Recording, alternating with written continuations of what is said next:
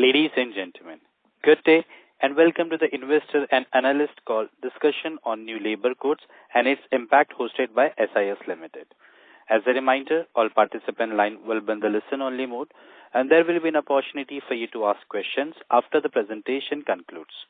Should you need assistance during the conference call, please signal an operator by pressing star then 0 on your touchtone phone. Please note that this conference is being recorded.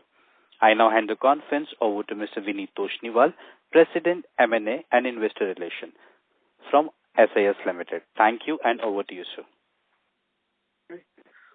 Thank you very much and I welcome all of you. Good evening and thank you for joining today's call.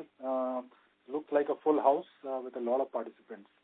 So we felt it was important to organize a specially focused conversation because the new labor codes which were implemented last Friday, notified rather, are finally moving to reality. We've been talking about it, I know, in various investor conferences and in one-to-one interactions as well, right? And post the implementation, there's a lot of noise, rightly so, questions around cost structures, around how the compliance frameworks will change, what will happen to the margins, and more than that, what does it all mean for a business like ours, right? So let me just put some basic framework in place and then we will get into very detailed Q&A, right? So to open up, we genuinely believe that this is the GST moment for labor in India, right? As when the GST came in, it formalized the tax system and it accelerated the shift from unorganized to the organized players. The new labor codes are doing something very similar but on the employment side, which is pushing India's large workforce into a more formal, more compliant, and a fully auditable framework. So for a company like ours, increased compliances are actually not a headache. They are, I would say, they are a growth tailwind. We are India's largest fully compliant security facility management platform. We already run on proper auditable books and transparent accounting. We are fully compliant on PF, ESIC, Social Security, and we have a very transparent wage structure. And all our contracts are formally documented. So as the rules get cleaner and stricter, it doesn't break our model, it actually validates it. So in very simple terms, as India formalizes its labor, we are structurally designed to be one of the biggest beneficiaries of this whole shift, right? Now let me come to the second aspect. As you all know, we are not a temp staffing company, and we have been emphasizing on and off in all our interactions. We run /critical operations, guards at factories, warehouses, data centers, office parks, hospitals, and alongside housekeeping and soft services 24/7. So what the new labor code really do is raise the bar on how you manage large distributed workforce across the state, across country. And our clients are telling us very clearly, we don't want the hassle and risk of managing thousands of blue-collar workers, guards and the facility staff under the new regime. We want one specialist partner who can take care of everything end-to-end and be fully compliant. That plays straight into our integrated model, manpower, strong management layer, and a very robust compliance spine, all under one roof. So as these codes raise the bar, they don't hurt us, they push more business towards us because we are an organized specialist. Now let's come to the cost margin aspect of it. Briefly, let me touch upon very frequent questions which were coming up. Under the new rules, as you can see, wages are more standardized. The definition of wage has been made very tight. There will be a new national minimum floor wage which will be notified on a pan-India basis. Government has indicated this and I believe there is a committee being formed and soon it will be notified. Social security contributions are going to be more visible and more digital. This means less room for playing games with basic versus allowances as the practice of unorganized sector was, and less scope for underreporting. So for us, this is exactly how we operate. Our contracts are built in with full statutory pass-through. I repeat, full pass-through. We earn our margins on top of a fully compliant cost structure. So when PF, ESIC or any other statutory element moves up, it flows through to the client as a line item. It is not absorbed by us. So the nature of the client conversation shifts from being who is the cheapest provider to who is the most reliable compliant partner at a scale. That's why we say when the codes are implemented, they may squeeze the non-compliant, unorganized sector, but for us, they reinforce a simple truth: quality, compliance, scale are worth paying for. Now, touching upon the consolidation opportunity these codes bring ahead of us, because we've been talking about consolidation, industry consolidation in various investor conferences. A very large part of India's security facility market is still served by small informal vendors. The enforcement of labor code tightens. That model makes it more harder and riskier, especially for large corporate MNCs, etc. So they simply cannot afford non-compliance on thousands of frontline workforce. So with our pan-India footprint and a fully digitized payroll and compliance system and a long track record, we are extremely well placed to capture this consolidation that is ahead of us. Every step India takes from informality towards towards moving a more formal system, we are actually ready. Now, talking about the software aspects, this is all about the people at the gate, the guards, and thousands of soft housekeeping workforce. For them, the bigger questions are: how predictable are my wages now that the wages are mandated to be paid on exactly 7th of the month? Are the wages credited on time? Am I getting my social security, job stability, etc.? So tightening the definition of wages, enforcing minimum wages, strengthening PF, ESIC moves the system in that direction, right? So I would say we have not woken up to these codes overnight.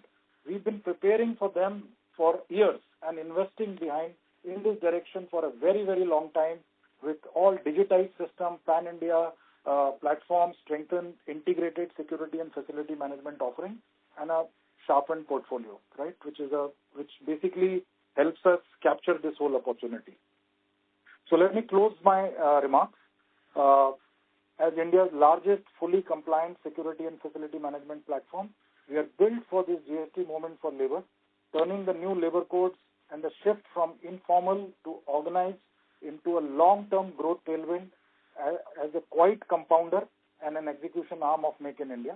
Now let me open the floor to questions. We have with us Mr. Rituraj Sinha, our Group Managing Director, and Mr. Brajesh Kumar, who is our Chief Financial Officer. We'll be happy to take each and every one of your questions and answer them to the best of our ability. I would request, given the large number of participants on the call, please make your questions brief and only one question per participant. Thank you very much. Let's start. Thank you so much, sir. Ladies and gentlemen, we'll now begin with the question and answer session. Anyone who wishes to ask a question may press star and 1 on their touchtone telephone. If you wish to remove yourself from the question queue, you may press star and 2. Participants are requested to use handsets while asking a question. Ladies and gentlemen, we'll wait for a moment while the question queue assembles.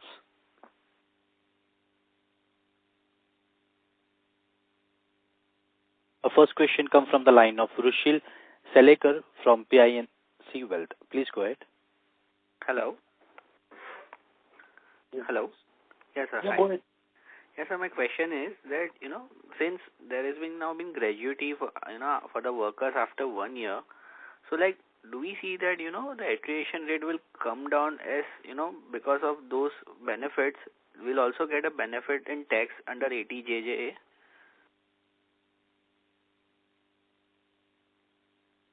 Hi, this is Rituraj. So,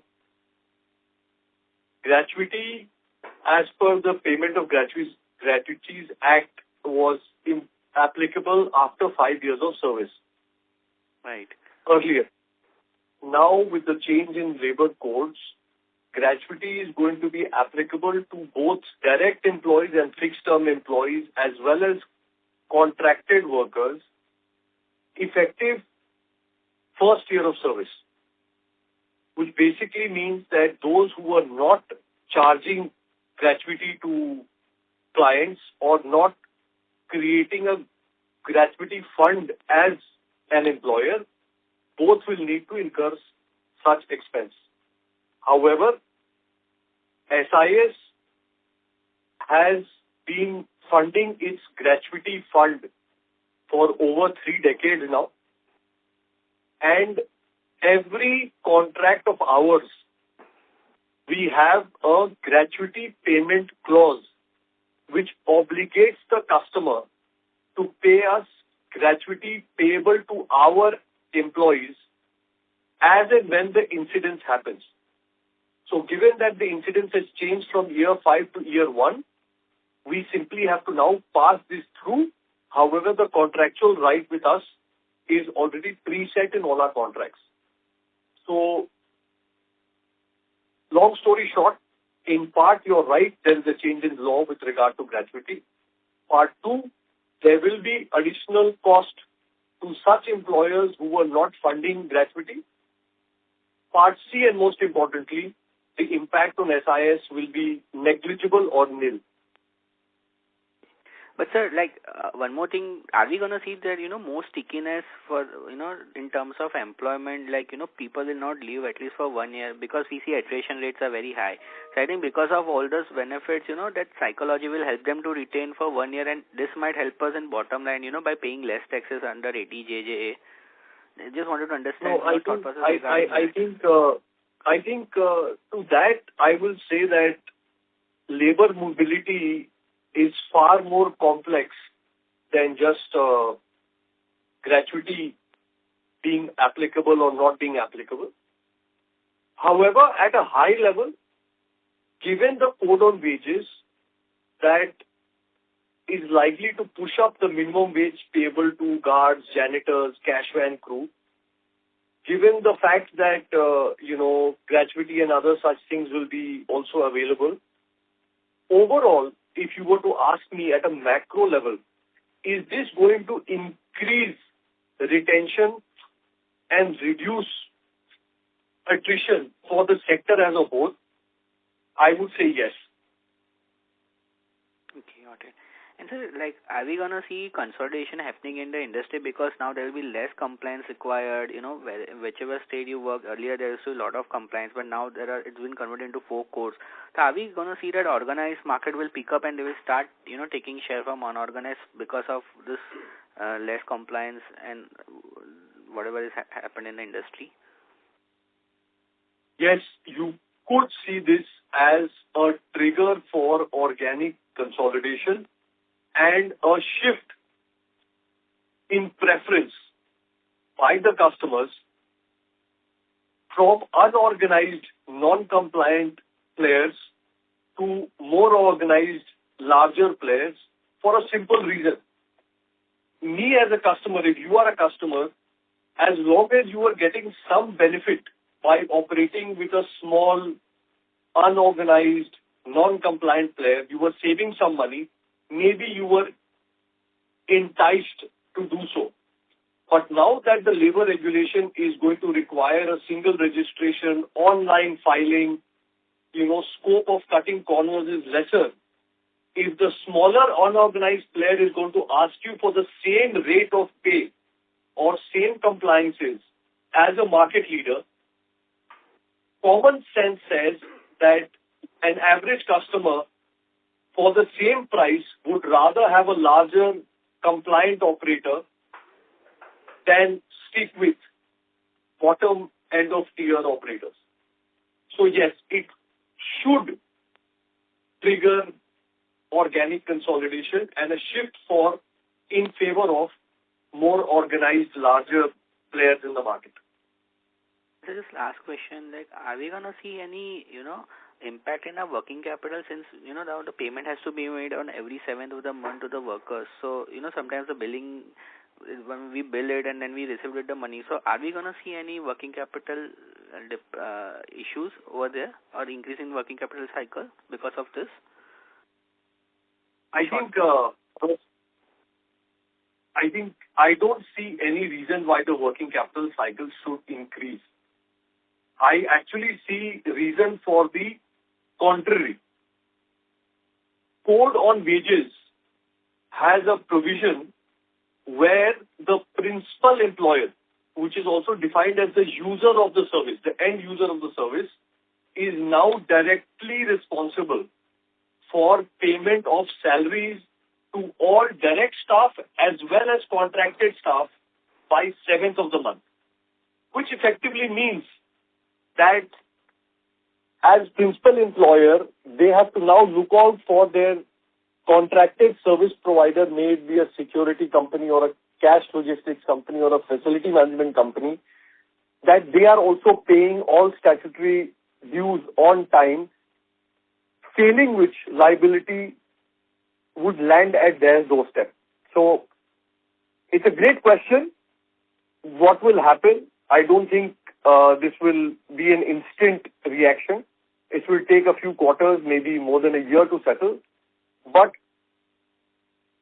at this stage, I don't see labor reforms as increasing working capital requirements in the business.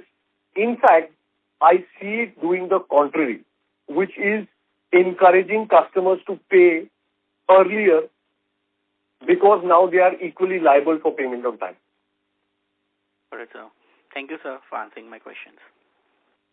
No, thank you for reading up on labor reforms. Thank you, sir.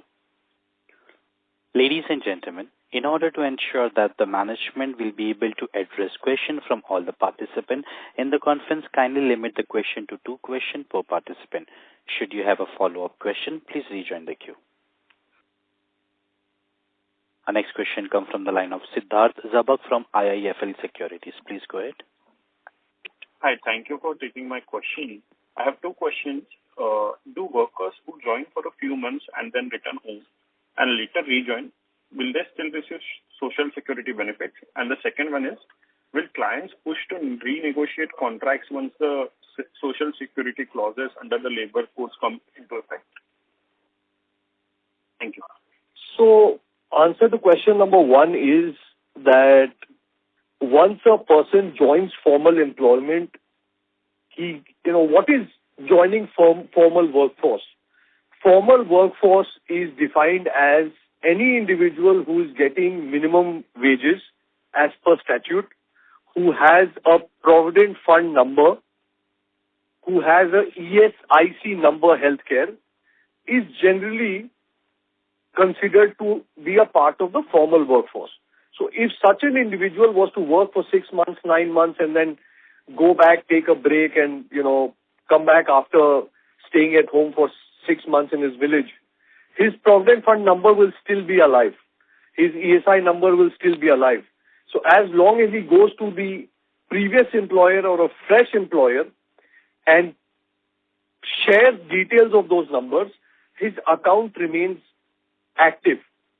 This is what the government is defining as social security portability. Whether you work for employer A, B or C, you could carry your social security across, which is the concept of universalization of social security coverage for the average Indian worker. The second question you asked, could you repeat that and clarify a little bit, please?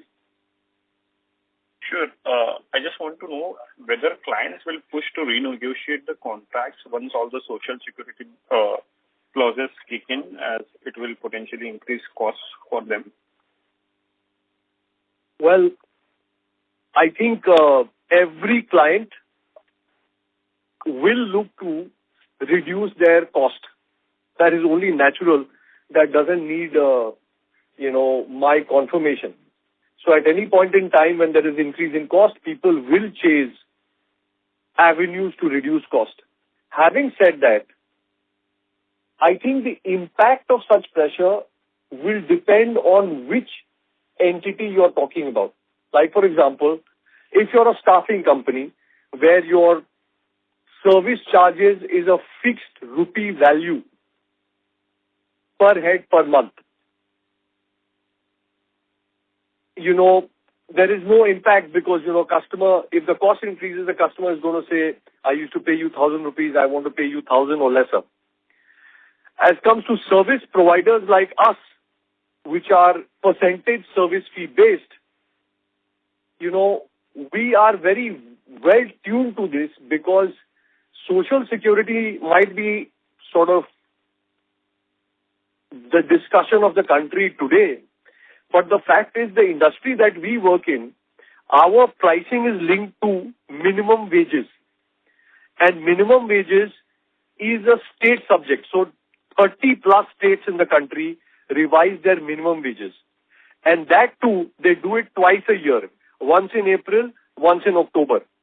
So we undergo 60 or more price resets each year. For us, this is fairly routine.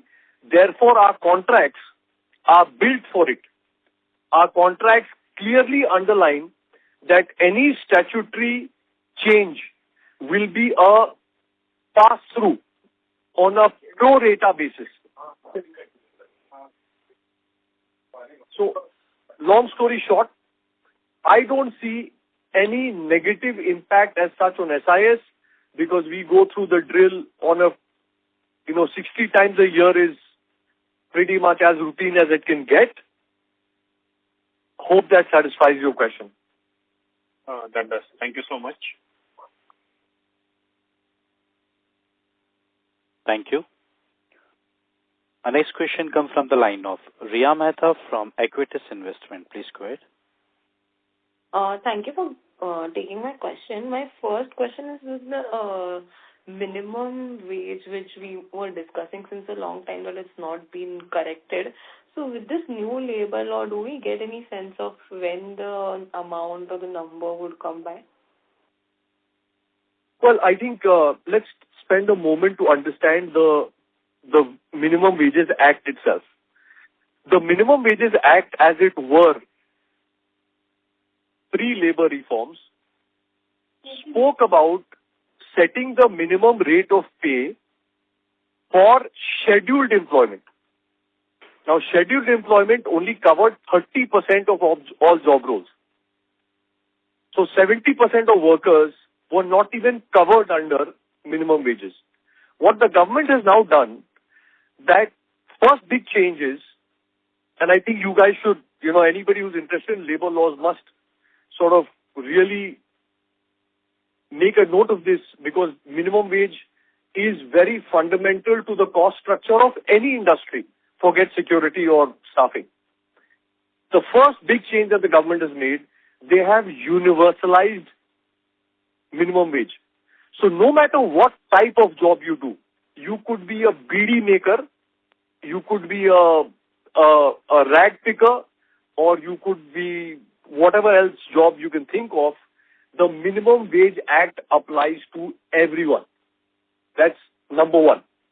Number two, there is a basis now for fixation of minimum wage. What job role will get what minimum wage? There is a logical basis for setting that minimum rate of pay. And that criteria is, number one, skill level, what skill the job requires. Number two, location of the job, whether it is in, Himachal Pradesh or it is in Bangalore city. And third, the working conditions. Does this job require you to work in a mine in extremely hard conditions, or it is a job that requires you to sit in a pretty comfortable place? So these three parameters put together determine the criteria on which the wages will be determined. And number three mega change is that the government has prescribed a national floor minimum wage, which says that now the states cannot arbitrarily keep their minimum wage low so as to keep the cost of production lower. For example, a lot of you will be surprised that the minimum wage of an industrialized state like Gujarat is literally 60% lower than the minimum wage in an industrialized state like Tamil Nadu, or even 70% lower than, not 70, 40% lower than Maharashtra. If I put numbers to it, in Gujarat, a minimum wage is 13,000 rupees, 14,000 rupees. In Maharashtra, for the same job role, you could be earning 23, 24, 25,000 rupees. is that much of a disparity. For the same job, you could be a driver in Gujarat, you could be a driver in Maharashtra, and your pay will vary by 10,000 rupees per month. Now, this disparity was a traditional, or how do I say, a historical anomaly in the labor markets of this country, which are now being rationalized. So, when you talk about code on wages and the minimum wage, you must understand these three things. Number one, that minimum wages now is universal, so no shortcuts. Number two, that minimum wage fixation criteria is now defined and crystal clear what comprises wage. And number three, that there is a rule for national floor minimum wage. No state can set minimum wages which are lower than the national floor. Now the golden question, what is it and when is it going to lead? My answer to that is I don't know. I don't know when the government is going to formally announce the national floor minimum wage, and I don't know whether that will trigger a 5% increase in wages for security, for janitorial staff, for cash crew members, or that is going to result in a higher increase. In 2017, a similar change happened, not labor law change, but a recategorization of security staff in 2018 January, if my memory serves me right, at which point in time there was a one-time catch-up of 54% in certain regions. So my guess would be as good or as bad as yours, but directionally, I'm sure that the government cannot reduce minimum wages. And as long as it increases minimum wages, whether it is 5% or 50%, that will have a direct bearing on higher revenues and correspondingly higher margins for SIS Group.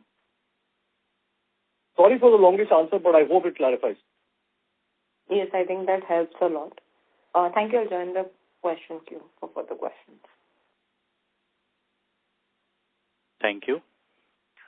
Our next question comes from the line of Amit Chandra from HDFC Securities. Please go ahead.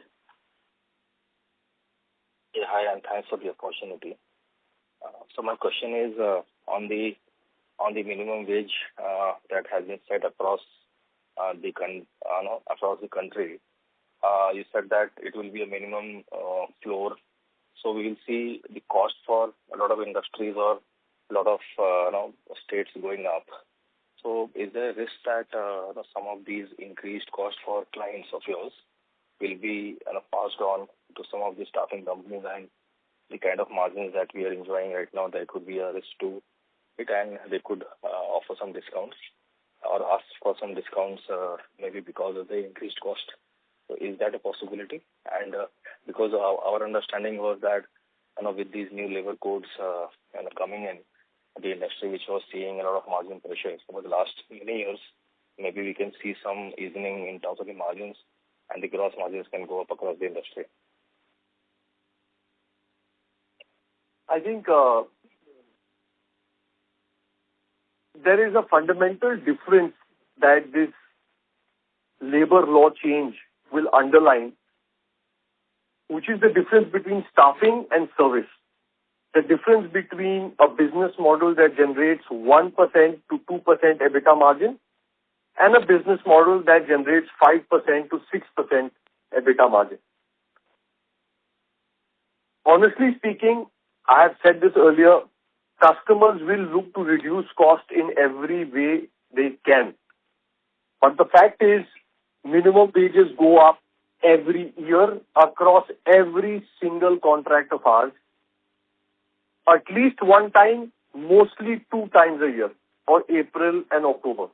We pass through these costs to clients without taking a hit on our service fee, which is a percentage of cost.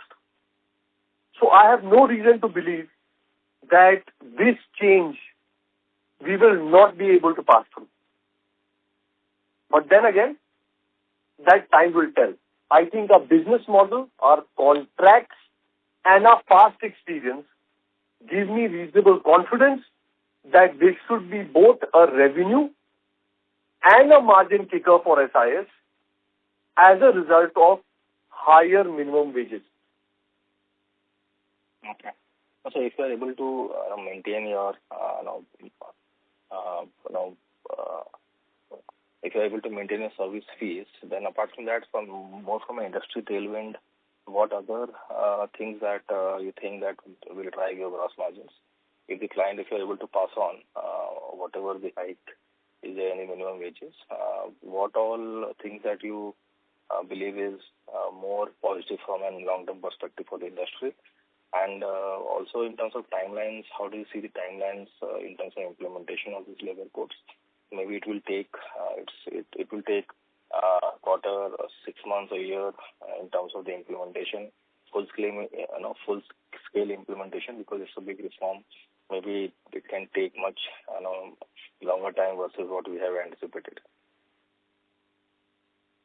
Let me give you a broader answer. I think it's important for everybody to understand the scale of this change. In India, we have 1.3 billion people, 95 crore voters who are above 18, 55 crore labor force, people who are actually in that age and are working. That is an estimate from the labor organizations. Out of the 55 crore, only 25 crore work in the farm sector. Remaining 30 crore people are either self-employed, government employed, private sector employed. As of now, roughly 8 odd crore people were Provident Fund registered. So out of 30, only 8 crore people was getting some kind of social security in the form of Provident Fund. This initiative of the government is likely to increase social security coverage from 8 crore towards 30 crores.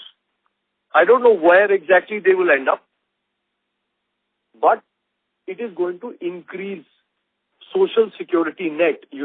Universalizing social security is one of the key objectives of the government. Why I'm telling you this is that when you absorb that scale of change, like Vineet was saying, this is as big as GST. So now when they are saying that every employer will have to get a single registration, single online filing, single license, getting this done, getting the IT system to work, it will take a while. Even GST took a while. It didn't happen in a quarter, if you remember. Even this will take some time. There will be sets and resets and setbacks, but I'm not in a position to give you a timeline on this, my friend, because the Code on Wages was enacted in 2019. It has been implemented in 2025. So what I can tell you today is the impact is going to be massive. Impact is going to be across sectors. Impact will take time, at least a year, if not a little longer. But overall, this is good for India. This is definitely good for SIS. Thank you, and all the best. Thank you. Our next question comes from the line of Karan Gupta from Asit C. Mehta Investment. Please go ahead.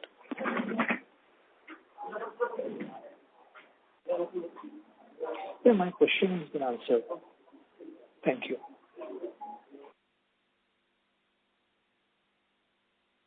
Thank you, sir. Our next question comes from the line of Dipesh Mehta from MK Global.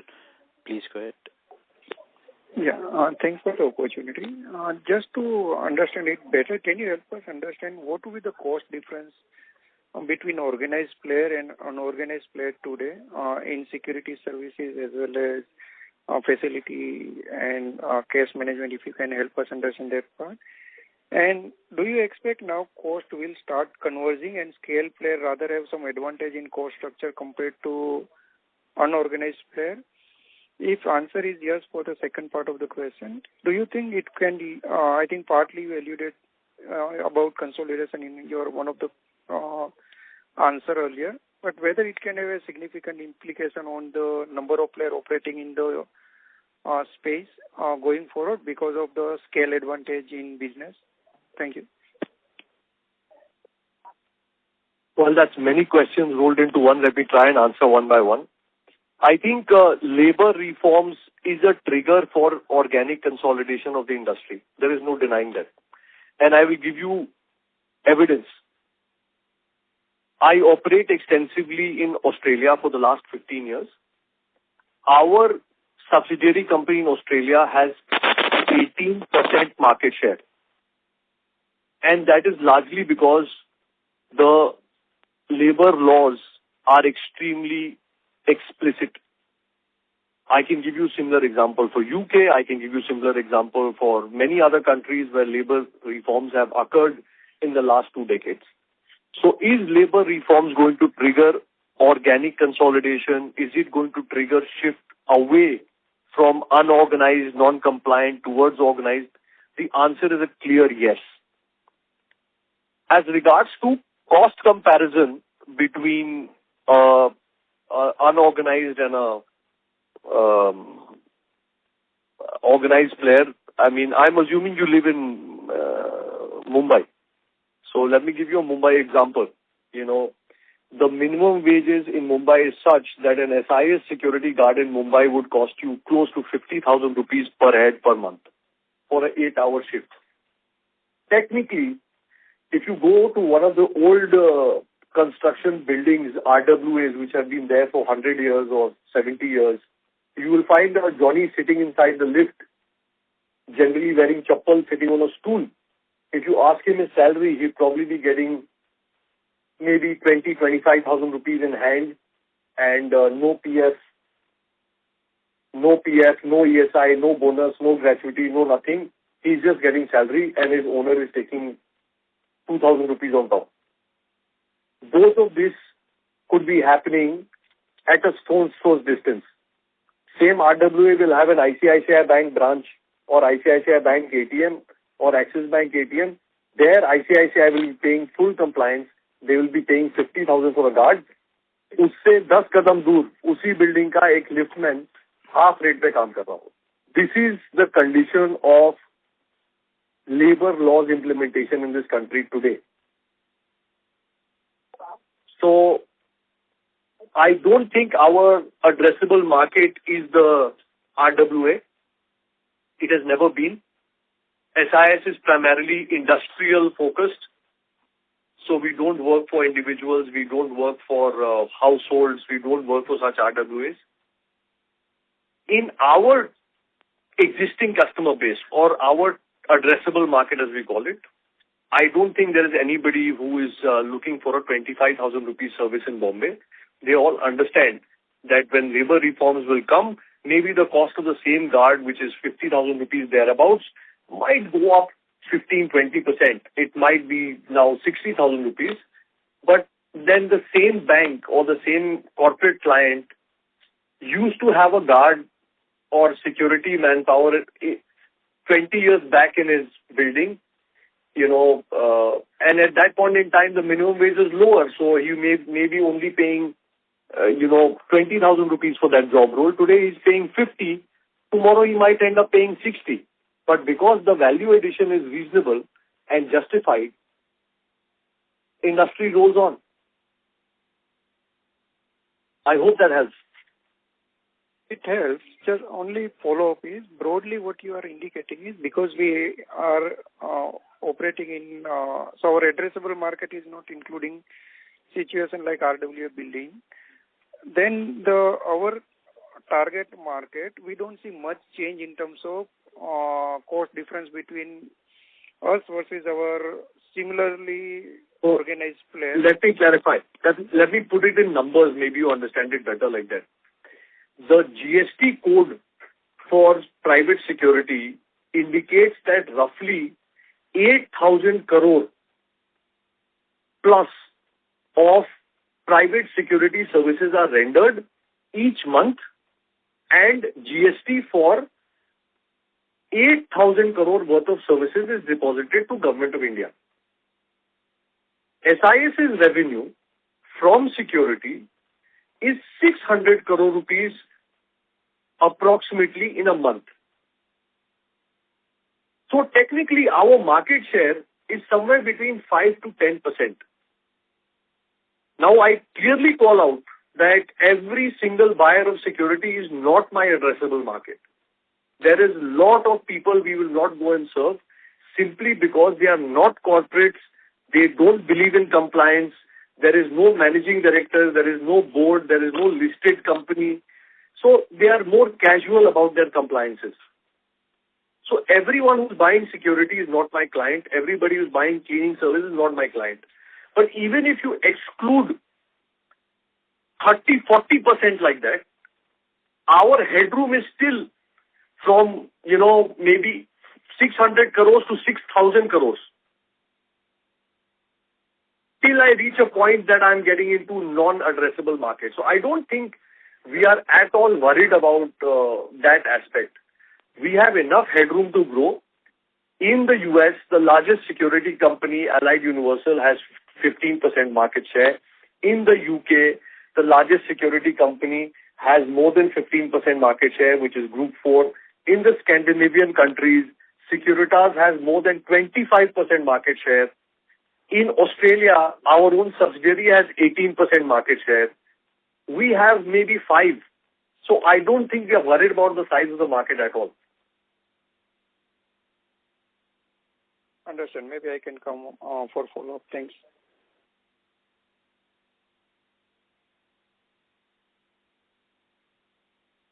Thank you. Our next question comes from the line of Anant Mundra from My Temple Capital. Please go ahead. Hello. Thank you for the opportunity. So I just wanted to understand the impact of this 48 hours per week cap that is there, because I understand security is a 12-hour shift business. So, how would this impact the company and the industry overall?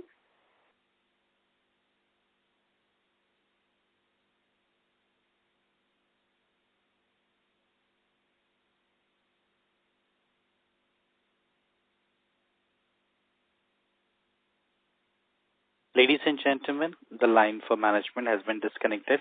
I'm reconnecting the line. Please stay connected.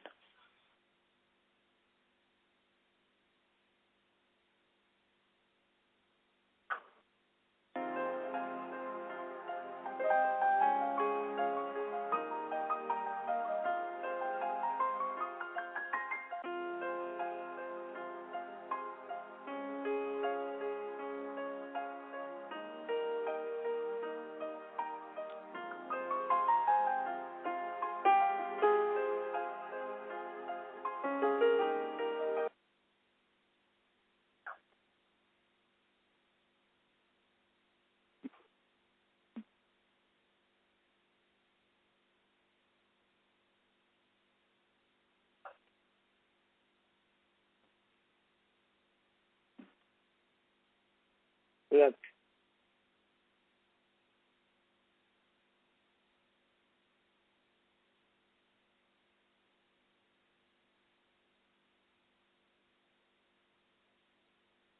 Ladies and gentlemen, the management line has been disconnected. We are reconnecting the line. Please stay connected.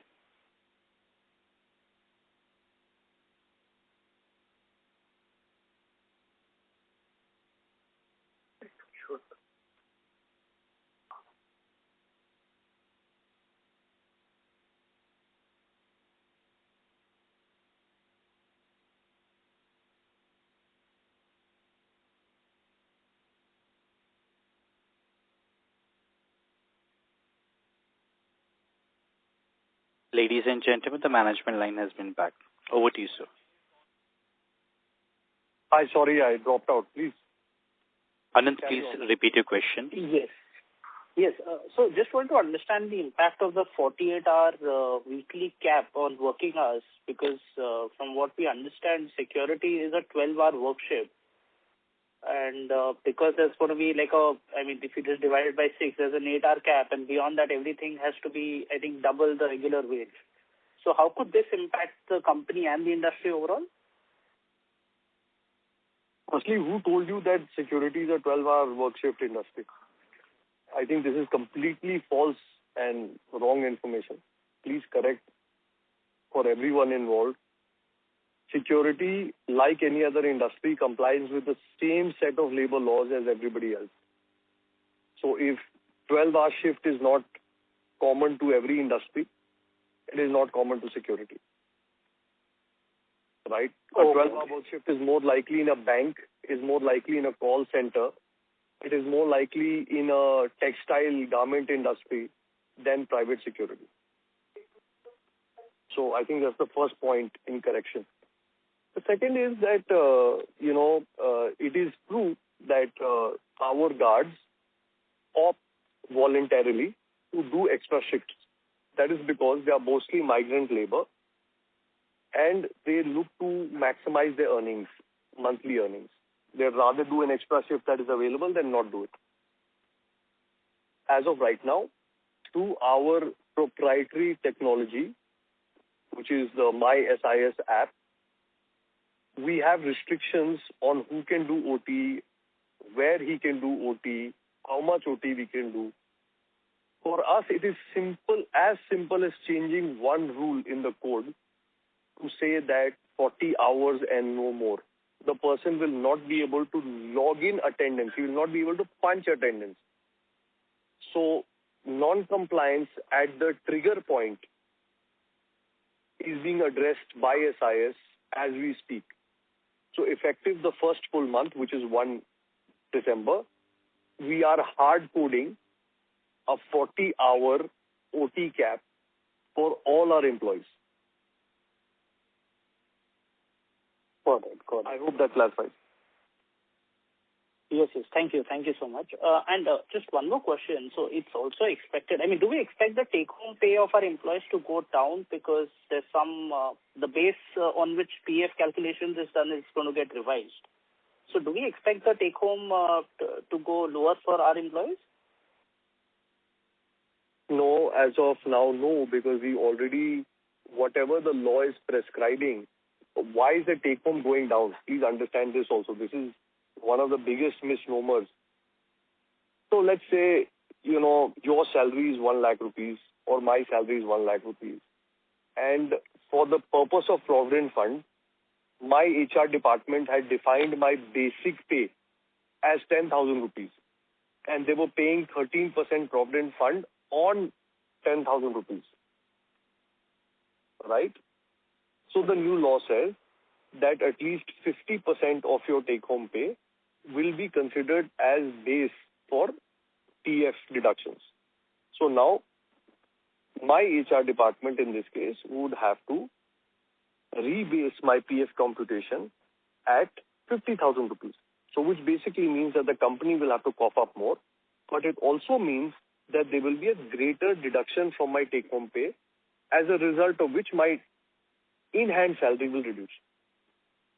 In SIS, pre-corona, I think maybe 2017 or something, we rebased our PF calculation in our pricing with customers and in our calculation for payment to PF department at 50% of gross take-home pay. And that was because there was litigation in this regard where such matters were taken to court. And the court had already ruled that PF should be deductible on 50% of gross pay. Now, because that was not enacted, some people opted to be extra cautious. Others decided to take advantage till it became clear enough. We were cautious. We have no extra cost. Our guards are not going to have lesser take-home pay. Wonderful. Thank you. That was it from mine. Thank you for the clarification.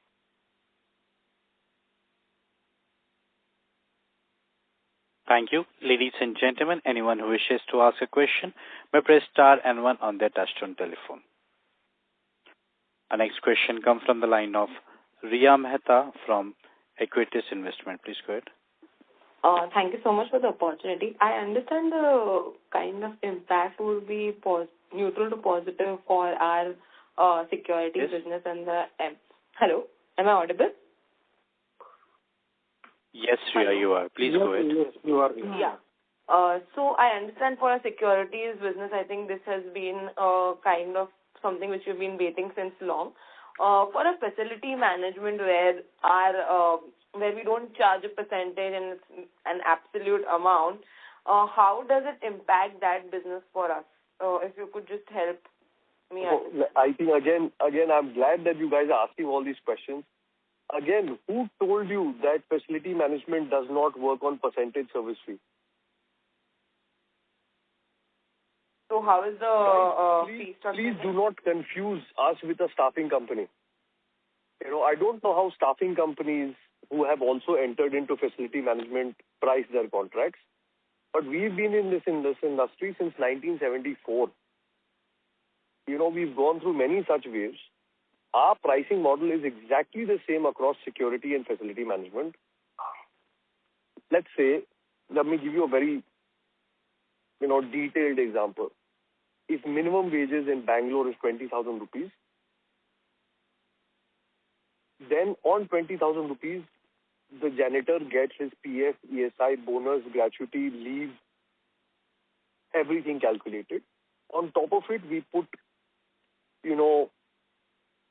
200, 500 rupees for his, uniform and training and other such charges, supervision charges. And then we charge our service fee as a percentage of that overall cost. So if that adds up to 35,000 rupees already with all these wage plus statutory plus training and uniform put together, we charge, let's say, 10% on that. So our service fee is 3,500 rupees on a cost base of 35,000 rupees, and the net cost to customer is 38,500 rupees plus GST. Now, for example, government decides tomorrow that the GST on facility management services is reduced to 5%. So nothing happens in our pricing. Simply, instead of invoicing out at 38,000 rupee plus 18% GST, we invoice out 38,500 rupees plus 5% lower GST. If the government says that no, minimum wages effective next month is going to be 21,000 rupees, then we simply reprice our contract. 20,000 minimum wage becomes 21, and PF, ESI, bonus, gratuity, everything else gets computed. We were getting 10%. We continue to get 10%. Because the cost has now moved from 35,000 rupees a month to, let's say, 36,000 rupees a month, for simple understanding, we get 10% of 36,000 rupees. So we start to get 3,600 rupees for that individual per month. That's how the margin of this industry operates. Now, many would say, oh my God, labor reforms have happened, so, this practice may not hold.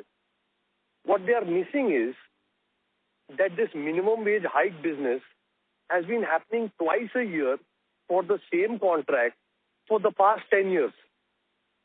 There is nothing new about it. What is the government going to do? Worst case, the government is going to say minimum wage goes up by 5,000 rupees. Instead of 1,000 rupees, they'll say 5,000 rupees. Should that happen, we have to go back and talk to the customer. But the contractual right to pass through remains. The customer will call us and say, boss, मेरा तो budget blow up हो गया, आप क्या करें? Then we'll tell them that, sir, आप ऐसा करो, headcount थोड़ा कम करो, या आपको इतना देना पड़ेगा, या आप automation बढ़ाओ, या आप ऐसे करो, या आप ऐसे करो. That is what solutioning is all about. I think it will either boost revenue through higher cost, or it will boost revenue through higher use of mechanization, automation. Both ways, it's a booster on margin. Got it. Also, in terms of incremental cost with all these things like maybe health checkups, gratuity in 1 year, etc., etc. If suppose, could you help me with an example, like if for a person who's earning 10,000 or 20,000, how much as a percentage that cost will increase, or how much is the actual cost to the company going to increase with all these incremental statutory obligations? So every individual that works for SIS today is already covered under ESIC, Employee State Insurance. Right. That basically has a healthcare network, hospitals across India. So you get a card. See it as the predecessor of the Ayushman Bharat. So as an employee enrolled in ESIC, you get a card which has a picture of your family, husband, wife, children, and now the government has added in-laws and parents. So all of these people will become eligible to free healthcare from ESIC hospitals. So for us, is this a cost increase? The answer is no. We were anyway charging our clients and paying. What is new is the government has said that employees above 40 years of age will also be entitled to preventive annual health checkup. Now, we don't have that provision currently in ESIC. Now, for the government to effect that for 10 crore people, they will have to extend this service to ESIC enrolled members also. Otherwise, how is the government going to say that this is a new rule book, everybody gets preventive and curative health care, but ESIC will only do curative and preventive, you go find for yourself. Utna infrastructure bhi chahiye na? So, the government, ESIC will now have to catch up and offer preventive healthcare also. Luckily for us, this provision clearly underlines that this is an obligation of the principal employer. As per law, principal employer is defined as the end user of service. So there might be some confusion for a Zomato delivery boy, whether you as a person who orders Zomato is the principal employer or not. There the buck might stop at Zomato itself. But for us, our employee is either working in Max Hospital or Leelavati Hospital, is either working in Tata Motors or ICICI Bank, is either working in American Express Corporation or Boeing Corporation. So the principal employer is crystal clear. There is no ambiguity about that. Okay. But in terms of, like, say, gratuity, his tenure has been reduced or other incremental legal costs, could you give me a ballpark number or just a sense of how much cost for a non-compliant company it would increase? Company that is non-compliant for gratuity? No, for all the incremental compliances which, let's say I understand that SIS has been among the organized players. I want to understand how much is the delta between unorganized to organized. How much will the cost increase for the unorganized? I don't know the level of non-compliance you're talking about. There could be somebody who's not even paying minimum wages. Yeah. So, in Bombay, you could have somebody who's paying a guard 10,000 rupees salary. So to catch up with minimum wage, he has to first increase salary by 15,000 rupees to be equal to the rate of pay in Mumbai. Then if he's not paying minimum wage, he most certainly is not paying PF, ESI, bonus and gratuity. So he has to pay 13% PF, 3.75% ESI, 8.33% bonus, 4.81% gratuity, I'd say, weekly off and leave 16.66%. So, depends how non-compliant you are. So, it's... Okay. Got it. And with the current implementation, we had read reports that it would take around 45 to 50 days for the final draft to come. Are we expecting similar timelines? This act was legislated in 2019, 20 and 21. Right. It has seen effective date in November 2025. Only God knows when the portal will be ready for, single registration, single license, single online filing, or the draft rules to be out. I would not venture a guess, but I know for sure there is no stepping back. In the farm laws, the government had to step back. In land reform, government had to step back. Luckily, in tax reform, they were able to implement. I think labor reform is going to go the tax reform way. simply because I haven't read anything. There's no trade unions on the street. There is nothing that sort of says that, there's going to be another farm law type situation. Right. I think good times for the company. Congratulations. Thank you. This is the last question from my end. Thank you. Our next question comes from the line of Girish from GJ Capital Partners. Please go ahead. Hey, Ruturaj. So my question is on working capital, which is already addressed by you. But just to clarify on one fact, if you look at the Code of Wages central rules, there's Rule 55, which requires principal employer to pay to the contractor before contractor pays salaries to the contract labor. And as per the Wages Act, it is within 7 days of the month closure. So there's a clear case for SIS to reduce the receivable days in India business. And logically, it should come down to close to 7 days from probably 70 plus days currently and release a lot of working capital. So how do you see this building up in SIS? That's my question. Firstly, my compliments. And I'm glad to know that you've actually taken the pain to read the act. It's a great question. I think theoretically, this gives us very solid grounds to contest payment terms with our clients. We could, if the law is implemented in letter and spirit, you're right. We are supposed to give the bill by 1st of the month.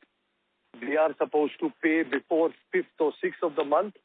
And we are supposed to pay our employees on the 7th of the month, just like they will pay their direct employees who are sitting in their factories. So 7th, everybody gets paid. That's the ideal condition. Should that happen, our DS, which is, SIS maintains probably one of the better DSOs in this industry, our DSO still sits at 70 days. Now, if this theoretical situation was to prevail, there should be a very significant reduction in our working capital intensity. Having said that, it is too early to make a forecast, prediction, or claim about this. I think we have very solid grounds to reduce our working capital. We have legislation to back us. But how this will actually get played out is to be seen.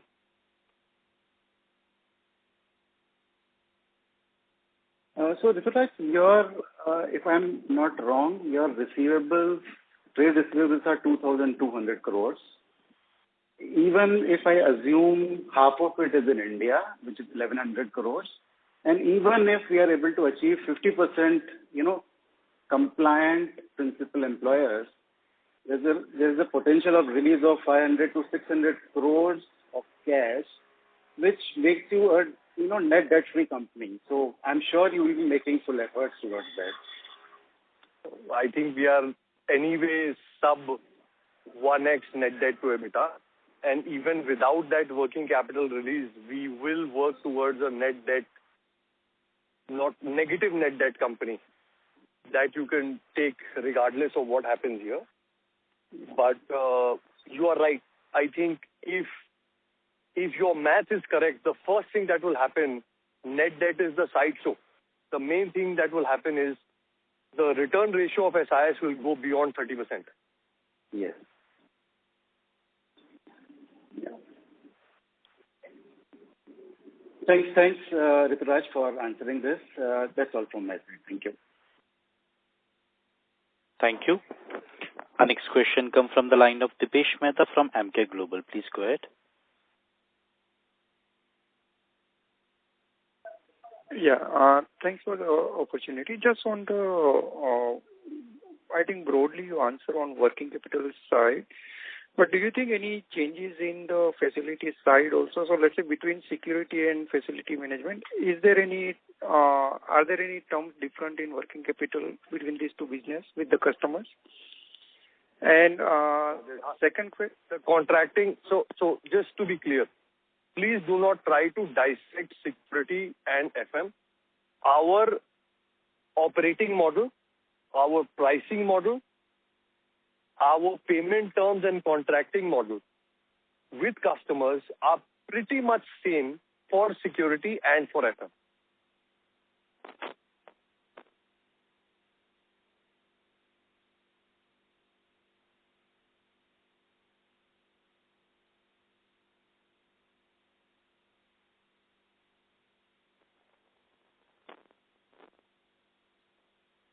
Hello? Are you there? Yeah. Hi. Sorry. So that answers my question. Thanks.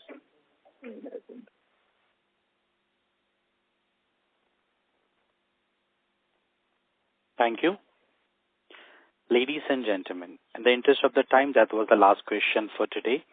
I would like to hand the conference over to Mr. Riduraj Sinha for the closing comments. Thank you, and over to you, sir. Thank you very much for all those who have joined the call. Anyone whose questions could not get addressed today, kindly feel free to write to Investor Relations, and we will get back to you with answers. In summary, I would like to say that this is a mega trend. Labor reforms change because of the scale of impact that it has on the labor environment in the country is a mega trend, is a mega change. It will take time to get implemented, just like GST did. This is even more complicated because this is literally covering every single employer in the country and potentially every single non-farm employee in the country. So this will take time. It will go back and forth. The key thing to remember is that this has happened, and as and when it fully gets implemented, it will transform the labor market environment for India. In my judgment, in my last 23 years of experience in this sector, I started out in 2002 when the minimum rate of pay or the minimum wage in Delhi was 2,800 rupees per head per month. There was nothing like service tax. And I still remember going to customers where they asked me, कि PF अगर देना होगा, ESIC भरना पड़ेगा, तो आपकी क्या जरूरत है? हम direct नहीं रख लेंगे. So I have seen this industry evolve in the last 23 years from that to where we stand today, where nobody is challenging the fact that minimum wages has to be paid or GST has to be paid. There were some shortcuts that people were making around things like bonus, things like leave. I think even minimum wages in certain cases. I think all of that will get addressed over time. This is not just good for India. This is particularly good for businesses like SIS because our revenue is basically volume into price. And price is a function of wage. So if the wage is going to go up, if the statutory compliance is going to go up, then price is going to go up. And if price is going to go up, revenue is going to go up. Please understand, we have 3 lakh plus people. If minimum wages was to go up by 1,000 rupees starting tomorrow morning, each of these individuals will have to get 1,000 rupee extra every month, and we will have to claim that from our customers. That will reflect on our revenues, reflect on our profit line. It's as simple as that. So please do not be overly concerned about our capability to pass through. I think this is also